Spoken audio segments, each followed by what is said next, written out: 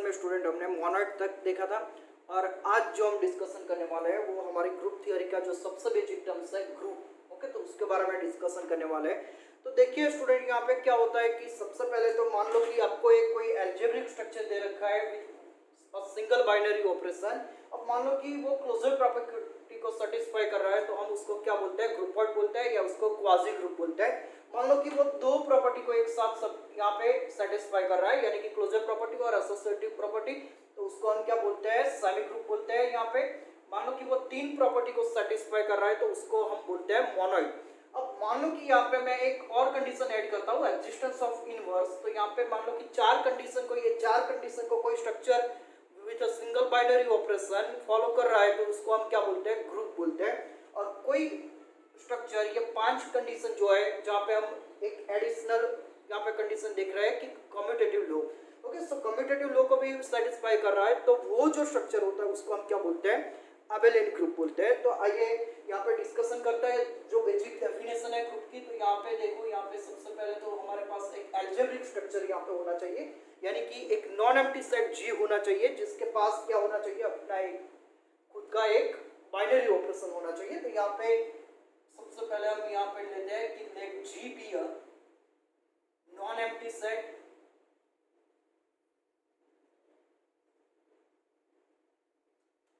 With mapping. यहाँ पे चलिए स्टार मैपिंग ले लेता हूं मैं, और बाइनरी ऑपरेशन है तो यहाँ पे इसका जो डोमेन होगा वो क्या होगा, जी क्रॉस जी होगा, और इसका जो कोडोमेन होगा वो क्या होगा स्टूडेंट, यहाँ पे जी होगा। तो ये जो मैपिंग है इसके साथ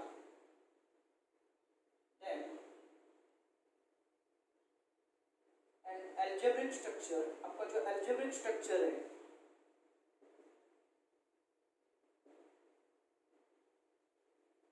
जी star is called group.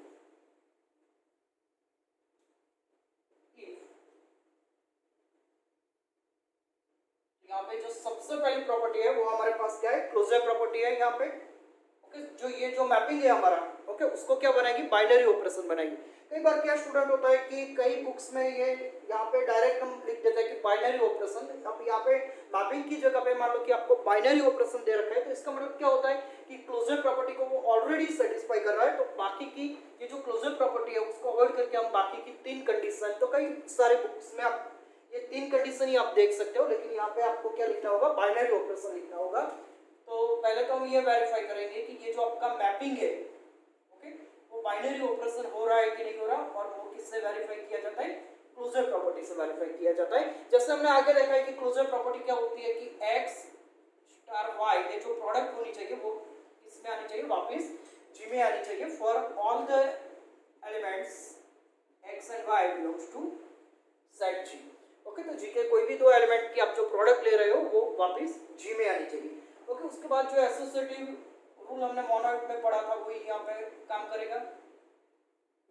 So associativity में क्या होगा स्टूडेंट की, मान लो कि आप तीन एलिमेंट की प्रोडक्ट यहाँ पे कर रहे हो एक्स वाई और जेड, तो यहाँ पे क्या हो रहा है, वाई और जेड की जो प्रोडक्ट हो रही है वो पहले हो रही है और उसका जो रिजल्ट आ रहा है उसकी प्रोडक्ट हम किसके साथ ले रहे हैं, यहाँ पे एक्स के साथ ले रहे हैं।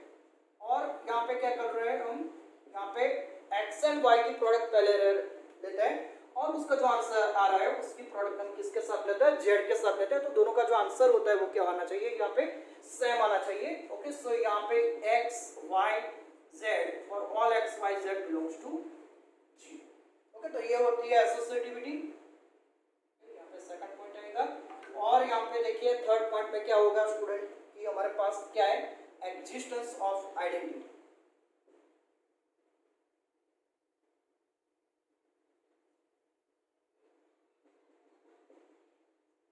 आइडेंटिटी एलिमेंट क्या होता है वो भी ऑलरेडी हमने मोनोइड की जब डेफिनेशन देखी थी तब यहाँ पे हमने डिफाइन किया था कि आइडेंटिटी एलिमेंट क्या होता है कि there exist at least one element. Okay, identity जो होती है इनवर्स होता है स्टूडेंट, वो क्या होता है, जनरली यूनिक होता है, जिसको हम okay later we will see the proof of this statement. Okay, कि आपका जो आइडेंटिटी एलिमेंट है या कोई भी एलिमेंट का जो इनवर्स मिल रहा है okay under this binary operation वो क्या होना चाहिए, यूनिक होना चाहिए।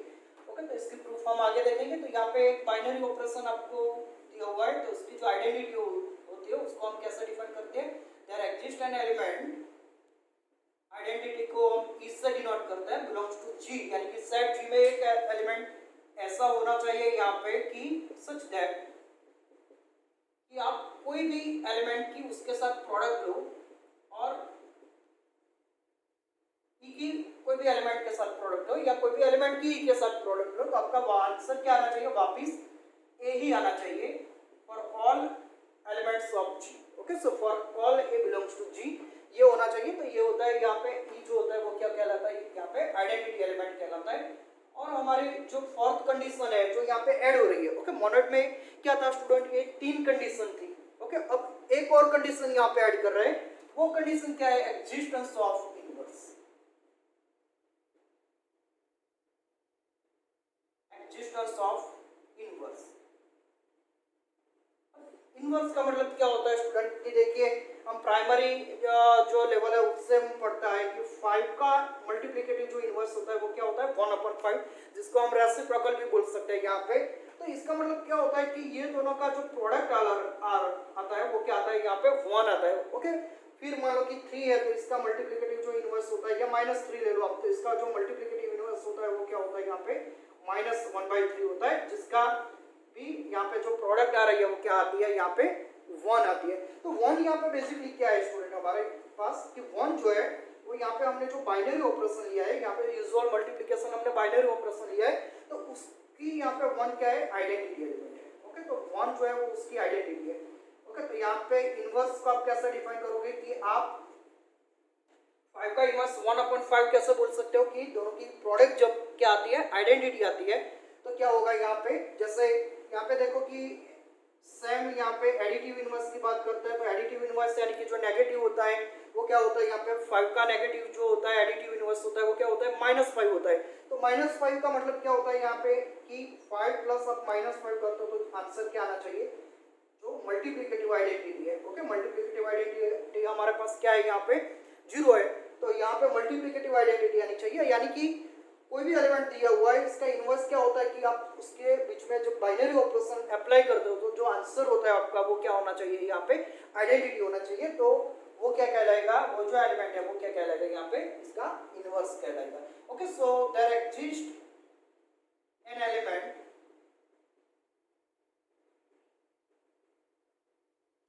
ओके, इसको हम बी बोल देते हैं, for each A belongs to G। ओके, यानी कि G के हर एक एलिमेंट के लिए यहाँ पे एक इनवर्स एलिमेंट ऐसा होना चाहिए सच दैट, मैं यहाँ पे लिख देता हूँ कि सच दैट क्या होती है डेफिनेशन इनवर्स की, कि आप A स्टार B करो या B स्टार A करो, दोनों की जो प्रोडक्ट हो रही है वो क्या आनी चाहिए, E आनी चाहिए। तो यहाँ पे जो A एंड B है, ओके,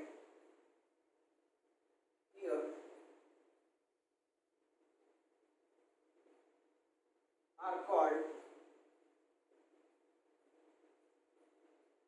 inverses of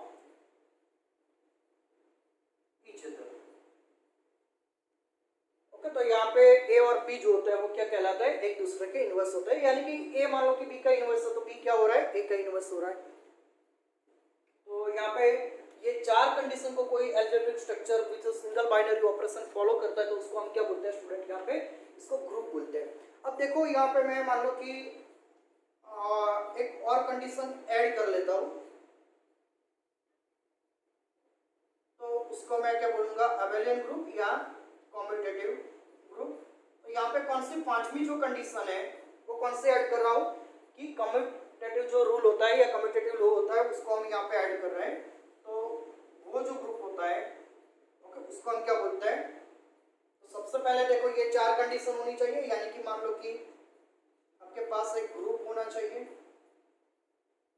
यहाँ पे ग्रुप बोला तो 4 कंडीशन ऑलरेडी सेटिस्फाई हो रही है, और it's said to be an abelian group, या उसको हम क्या बोल सकते हैं, a commutative group.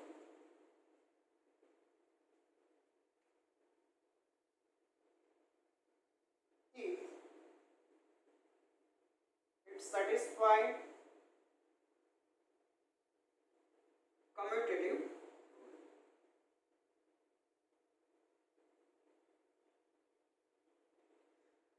Commutative rule को थोड़ा मैथमेटिकली देख ले तो क्या होता है स्टूडेंट कम्यूटेटिव रूल कि that means x star y का जो आंसर आ रहा है वो क्या आना चाहिए y स्टार x का आंसर आना चाहिए for all x and y belongs to G। तो ये कोई algebraic structure single binary operation के साथ मान लो कि ये 5 कंडीशन को फॉलो कर रहा है तो वो क्या बनेगा स्टूडेंट यहाँ पे एबेलियन ग्रुप बनेगा। ठीक है, तो एबेलियन ग्रुप के बारे में देखने के बाद अब यहाँ पे डिस्कशन करता है कि फाइनाइट एंड इनफाइनाइट ग्रुप क्या होता है स्टूडेंट। तो मान लो कि आपके पास एक ग्रुप दिया हुआ है G and so this is a group it may be abelian or non abelian। okay so ये क्या है आपके पास जो G होता है वो क्या होता है नॉन एम्प्टी सेट होता है, नॉन एम्प्टी सेट। और यहाँ पे जो मैंने स्टार लिखा है वो क्या है हमारा बाइनरी ऑपरेशन है यहाँ पे। ओके सो G जो नॉन एम्प्टी सेट होता है स्टूडेंट, तो नॉन एम्प्टी सेट का मतलब क्या होता है कि there are two types of non empty sets. Okay, जब आपको बोला जाए कि नॉन एम्प्टी सेट लेना है तो आप दो टाइप का नॉन एम्प्टी सेट यहाँ पे ले सकते हैं। एक तो होता है फाइनाइट सेट, G जो होता है वो या तो फाइनाइट सेट होता है या तो क्या होता है यहाँ पे इनफाइनाइट सेट होता है। अब मान लो कि आपका G फाइनाइट सेट है तो ऐसे ग्रुप को हम क्या बोलेंगे फाइनाइट ग्रुप बोलेंगे, और G मान लो कि आपका इनफाइनाइट सेट है तो ऐसे ग्रुप को हम क्या बोलेंगे इनफाइनाइट ग्रुप बोलेंगे। अब यहाँ पे क्या होता है कि स्टूडेंट की number of elements in G। Okay so यहाँ पे जो नंबर ऑफ एलिमेंट्स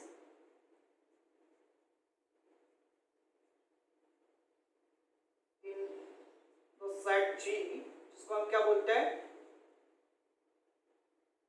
या we can say cardinality of set G।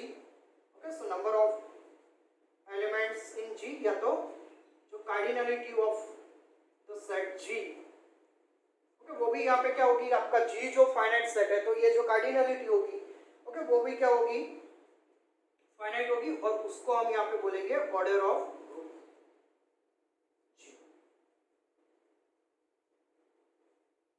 तो जो यहाँ पे क्या होता है स्टूडेंट की जनरली ग्रुप को तो जो स्टैंडर्ड नोटेशन है वो हमारे पास ये है कि G स्टार, लेकिन अब हम सिंपली आगे की जो डिस्कशन है उसमें थोड़ा सिंप्लीफिकेशन करके जो ग्रुप होता है उसको सिंपली डिनोट G से करेंगे।